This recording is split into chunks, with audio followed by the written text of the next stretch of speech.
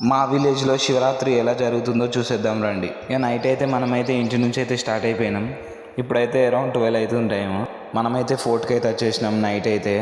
ఎందుకంటే నైట్ మొత్తం ప్రోగ్రామ్స్ అయితే ఉంటాయి ఇంట్లో. మా బ్యాచ్ కూడా ఇక్కడనే ఉంది. ఇక నైట్ అయితే ఫుల్ ఎంటర్టైన్మెంట్ అయితే చేయొచ్చు జాగారం చేసేటోళ్ళకైతే ఇక్కడ. మనమైతే కొన్ని పాటలు సక్సెస్ఫుల్గా కంప్లీట్ చేసుకొని అయితే బయటకి అయితే వెళ్ళినాం. గుడి దిక్కు అయితే వెళ్తున్నాం మేమైతే ఇప్పుడు.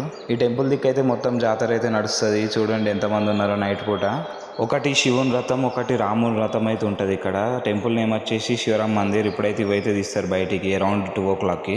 టైం 2 అవుతుంది. రథాలు అయితే బయలుదేరినాయి బస్ స్టాండ్కి అయితే. లాక్కుంటూ తీసుకెళ్తారు బస్ స్టాండ్ దాకానైతే మొత్తం.